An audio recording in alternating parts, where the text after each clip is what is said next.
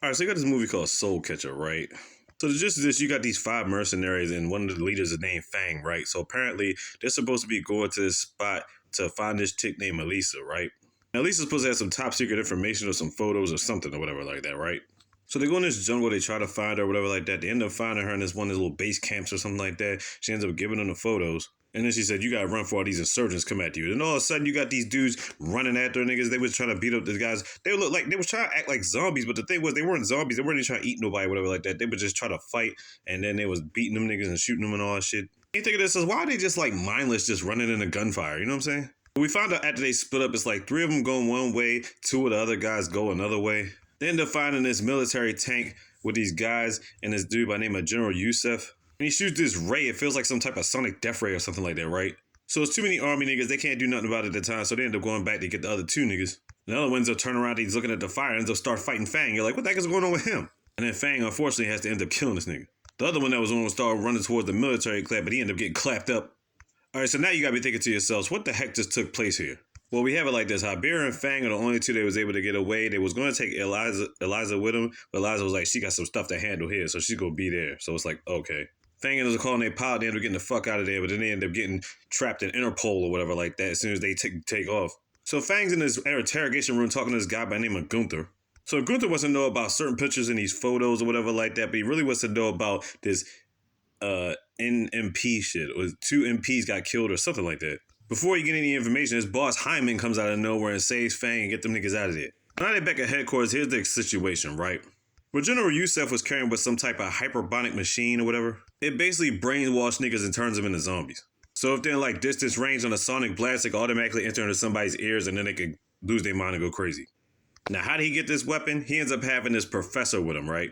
We're just gonna call him Professor Walter. But anyway, Professor Walter was the one that actually built this machine. But when he built it for a way to like cure cancer. But instead, General flipped it around and turned it into some type of death machine. I don't know how he pulled that off. But anyway, so bottom line is Fang, you know what I'm saying? He got to get some more peoples, you know what I'm saying? Because a couple of peoples have got done deal. He gets this big, strong dude. He ends up getting this girl named Anita. Apparently him and Nia had some relationship back in the day or whatever like that. But she know how to handle herself. She good with the guns. And of course, they got that pilot with them. So now they got like a 5 or 6 man duo again.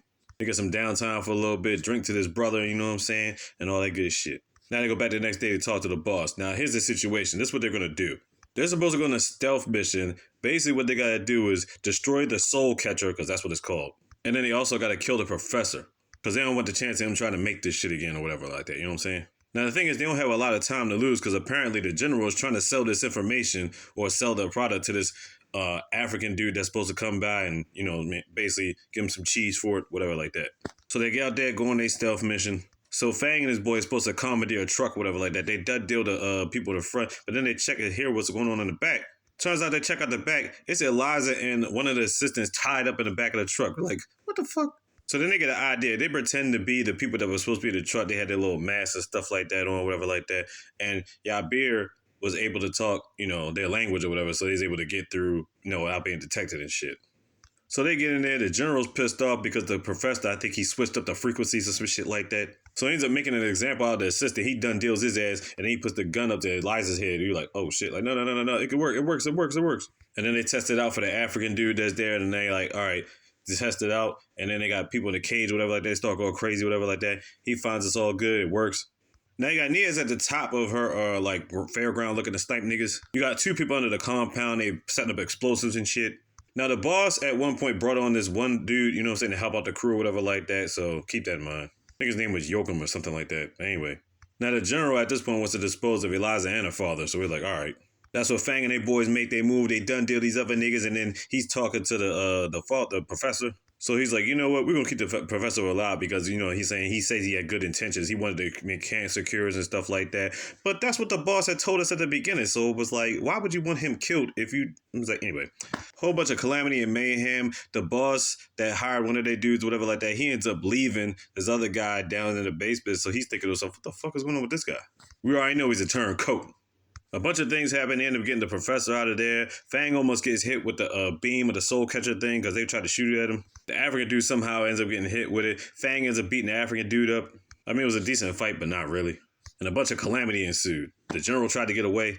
Fang was fucking niggas up. He gets on a bike, whatever like that. He ends up chasing down the general, whatever like that, beating him up inside the car. Then he jumps out of the car before the truck hits some other truck and the crash exploding, nigga. General Dundee did his shit. Now Fang's going crazy, but Eliza's the one that's calming him down because apparently he didn't get hit with the full blast of the soul catcher thing or whatever like that. Halfway hit him. So, I don't know. It's confusing. Then all of a sudden the bosses, military dudes come over there. They're like, yo, you're a great soldier. You do everything you can. And I thought to myself, wait a minute, yo. They didn't kill the professor. Now I understand why he didn't want to do that. But the thing is, they didn't destroy the soul catcher machine either. I'm like, there's two things you were supposed to do in this mission. You didn't do neither one of those. I mean, they retrieved it, but they didn't destroy it. Then all of a sudden the boss is like, I'm glad you retrieved it, but now it belongs to us. We're like, what the fuck? Like, then he turns turncoat on the whole crew. All of a sudden, Gunther and his boys come through and was like, hey man, y'all under arrest. And he brings his crew, and then everybody just starts shooting. Bottom line is a bunch of niggas end up getting fucked up. Fang and Gunther realize now they on the same side, now they working together. And after all the calamity, it's just Fang, Gunther, and Nita. Then we find out how Beer and Eliza made it to some other spot, I guess to her home spot. I was like, how the fuck did she get back there? So basically we find out Fang's ex-boss, the reason for him keeping the soul catcher or whatever like that is so he could like try to transform people's minds and try to turn it a certain way or whatever like that because he's trying to get votes so he could be polarized and all this other stuff. It's just like a bunch of like political bullshit. So they got him once he gets back in commission. He's going to get ready to go on a solo mission and end this shit once and for all. So he somehow sneaks into the compound or whatever like that, gets down to the bottom floor. They find the soul catcher machine or whatever like that, and you find the professor there. Oh, yeah, that's right. The boss had kidnapped the professor when all this shit was going down.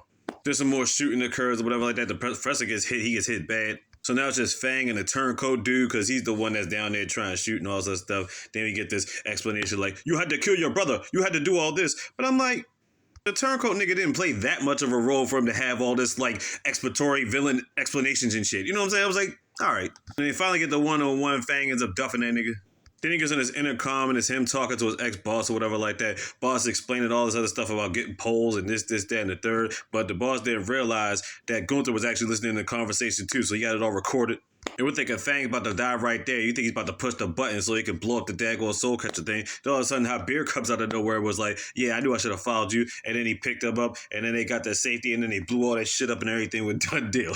I mean, it sounds ridiculous because it is. So I guess a couple of days went by, whatever like that. They put out the information. All these people with protest signs like, enough's enough, enough's enough. So the boss is like trying to run around or whatever like that. He ends up getting in his car. So the boss think he's going somewhere quiet and safe or whatever like that. The thing he don't realize in disguise, Fang was the one that was driving the car. So you already know he's about to done deal his ass, but they don't show it on screen.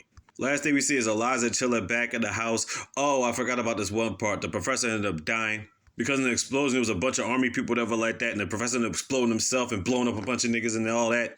Now let's get to the last scene. The last scene is Urza just chilling in the house. You know what I'm saying? She sees Albira come back, and all of a sudden she sees Fang come in the door. And she's so happy and excited because at one point in time, they ended up kissing while he was in the daggone, doing this workout, whatever like that. So he's trying to get his ribs together, whatever. Blase, blah. You already know what's going to go down. They're going to beat the cheeks.